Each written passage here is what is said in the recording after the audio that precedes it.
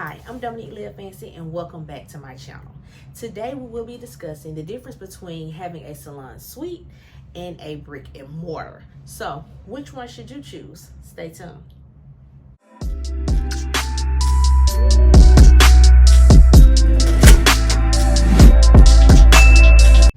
So, we have already discussed previously, and I will link the video about the difference between a traditional salon and a salon suite.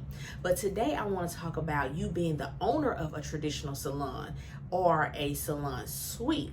So we have already gone over the salon suite. You have your privacy, you have your small room, and for some people they want more. They want a bigger space and they want to have staff that may report to them or whatever. So let's go into talking about having a traditional salon, owning a traditional salon. So with a traditional salon, everybody always say, oh, it comes with overhead, and it does. And not to mention that, even if you are in a salon suite, you have overhead as well. But let's just focus on the traditional salon overhead.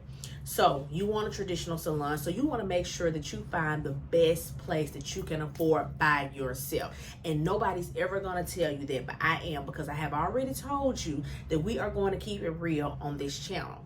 So you have to be able to pay it by yourself before anybody gets in, before you put up the ad saying, hey, I'm looking for a shampoo tech, I'm looking for stylist, I'm looking for an eyebrow artist, I'm looking for lash techs, whatever it is, however you want your salon to be. You need to make sure that you can afford it by yourself out of your own pockets.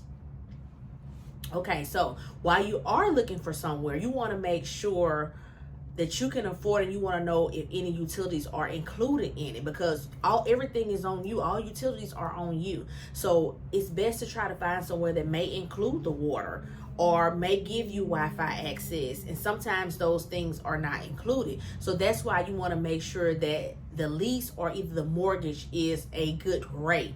So the average rate used to be about $1,200 for a storefront, and of course due to inflation and everything, and then the times are moving on, things have increased and they cost more. So not only will you have to pay your rent or your mortgage, you have to pay your utilities. Utilities will include your water bill if it's not included, and your power bill. Let's talk about the power bill. So here in the state of Alabama, you have to pay a deposit before you can even get it cut off. That's for a business account. So the business account the deposit is $500. Yes, $500. You have to pay $500. So that does not go towards your first bill. That's just floating in the air, really, to me. So you pay the $500 and then your bill starts. So as your bill starts or whatever, and let's just say your first bill is $1,000 because you have people coming in and out. You're there sun up to sundown or whatever, and your bill is $1,000. You cannot make payments on that $1,000 bill. You have to pay the $1,000 bill in full. So that's something to keep in mind, because you may need to work an additional week to get the total amount for your power bill, but you can't do that. You have to pay it in full.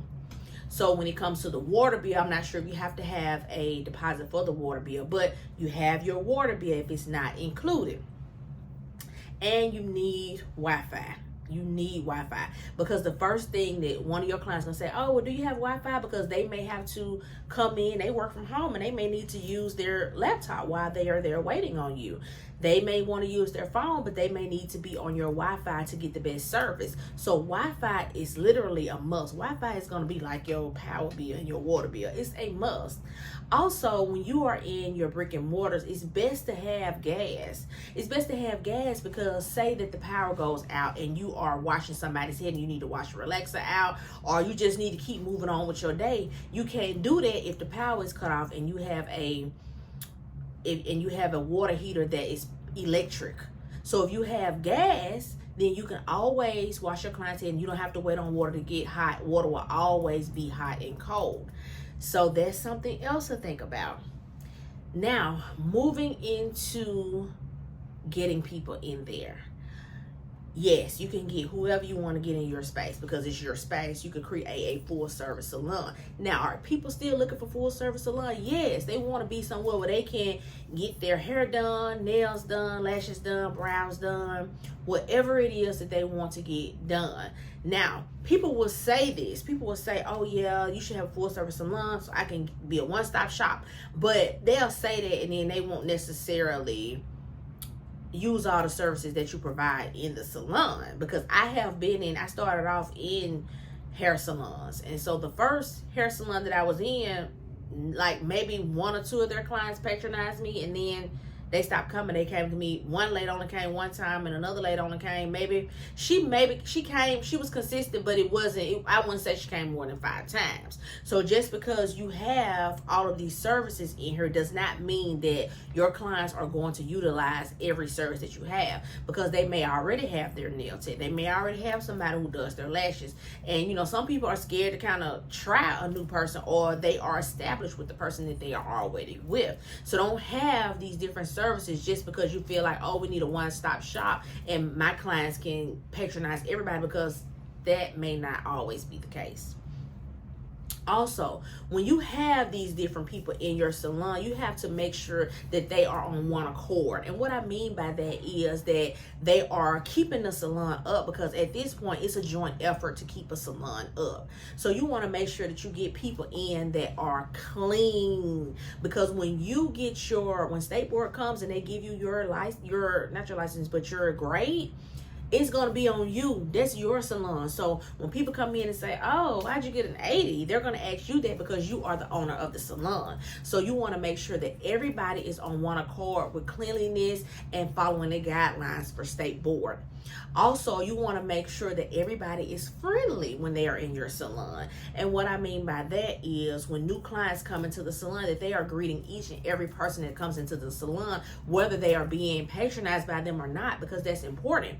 And you want to make sure that your salon gives off a friendly environment. So attitudes do matter when you have a full salon, because one person can be, not friendly in your salon, and then you get to where your client said, oh, well, she didn't speak to me, even though she's not even putting any money in that person's pocket. But that's just going to be a conversation, because that's your salon. So what I'm saying is, any problem that happens is going to be on you.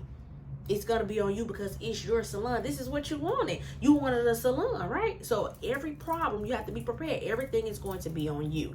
If there is a leak, if the shampoo bowls are not working, you have to be prepared for those staff members to always come to you and be texting you about a problem, because it's your salon and you have to fix it. So you can't even be in there and be like, have an attitude like, people just keep on texting me, they can fix it. No, because it's your salon. So you also have to have a great attitude as a salon owner too, because then you can push people away and they not even want to fool with you. So then we get into keeping people in the salon. So it is hard to keep a full salon. It is hard. It is hard. Sometimes you may feel like you are being a people pleaser to keep the people in your salon, but at the same time, it's kind of like you have to, but you have to have boundaries as well, because you don't want people in your salon running you over, but you want to kind of keep everybody in the salon at the same time. So I would suggest monthly meetings for the salon. I've been in salons and we had to have monthly meetings, and some of those monthly meetings were generally about people not paying booth rent. Yes, people will be in your salon and they won't pay you. And they'll keep coming. They'll keep coming to your space and they will not pay you. And you'll be like, okay, well, I need my rent. And then they'll go behind you and talk and be like, well, yeah, she keep asking about the rent. I told her I'm trying to get the rent. And, and I've had people come to me and tell me this. Like, you owe these people. And you just sitting there like, well, I told her I'll give it to her when I get it. And they'll keep coming into your salon, doing whatever service that is that they provide. Yeah, see, a lot of people don't know that people don't pay their booth rent. Yeah, and they will tell other people that they have not paid you. So other people looking like, oh, you just gonna let them come in here and not pay you? So then you have those issues.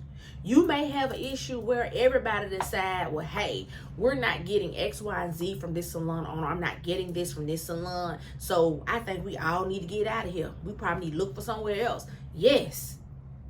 People will decide to move along if they feel like they are not getting the things that they need from you. Yes, I have been one of those people. In somebody's salon, I'm like, this is no longer for me anymore. The environment, the hostility, whatever it is, I need to find me somewhere else. And then I go to the salon and say, well, hey, I'm moving out. Well, what is it that I need to do? Well, you could have did this and you could have did, then it's all of that. But then I no longer want to talk anymore. I'm ready to go. I've already decided, I made up in my mind that I got to go. And I have seen it happen. I have seen several people leave out of people's salon around the same time. I've even had a salon owner say, well, hey, you can't leave until this. You got to let me know. I can do what I want to do. So you can have contracts in place, and you may need to have contracts in place to where people have to fulfill their contract before they leave. Now, some people might not like that, and if they don't, then maybe they don't need to come into your salon, because you're going to have to fix it to where you won't be messed up in the end. Also, when it comes to booth rent, when people don't pay, some salons have a service where it's automatically deducted from their account. But at the same time, if the person had an account one while and then now they didn't change the account so you can't get the money, then you still can't get your money. So those are a lot of the factors that happen when you have a traditional salon. So it's kind of like, if that's your goal, and I'm not saying it's a bad goal to want to have your own salon, it can be done and it has been done. But you are going to have to write down all of these vices and write down a remedy next to it to say, well, how am I going to combat this if this happens? Can I pay my bills up ahead of time? Can I pay them up 6 months ahead so I can get people in? You need to write down how much you're going to charge people to see where you can profit. I've spoken to salon owners and I said, well, how much did you profit on a salon? They said, oh, I may have profited $1,000 a month out of a salon. So is having a salon really worth it if you only profit $1,000 out of the salon at the end of the month? You need to decide, how much do you want to profit at the end of the month after owning your salon? I mean, all of these are questions that need to be written down with an answer on the side of them. Yes, is having a successful salon doable? Yes, it is. Now, one thing that you could do to have a successful salon is you could be a commission-based salon. But with being a commission-based salon comes stealing, because people, you may have to be in there while they are working, or that may be the best way to do, or have cameras, because people may not charge what they're supposed to charge or put back in what they are supposed to put back in. So all of that you need to have a way to see that. But I would suggest a commission-based salon, and I would suggest having a salon where you only get in people who just graduated from school. And you can kind of help them build their clientele up with the commission-based salon. And it's not to say that they will stay with you, because nobody has to stay with you. But I will always be marketing to people who are getting ready to graduate, and kind of groom these people, and be prepared for when they get ready to leave. But you always have people in your back pocket waiting to get into your salon, because you should market your salon like, this is the best salon that I've ever been to. This is where I want to be. That's how you have to market, and you have to give incentives to get people to stay in your salon. So I believe if you give incentives and you are a great person, it's still going to always be something that happens. That's in anything that you do, whether you're a great person, whether you do everything by the book, something's going to happen. But it's just the way that we handle things when they do happen. So I would suggest doing it like that, and never, ever, ever do away with your goals because of what somebody else is saying or what somebody else has done. Just find a way around it, and find a way to combat all of the consequences or things that will happen in every situation. So thank you for watching. And if you are looking for more content on how to navigate the beauty industry, this is the channel for you. So like, share, and subscribe. Thanks for watching. Bye.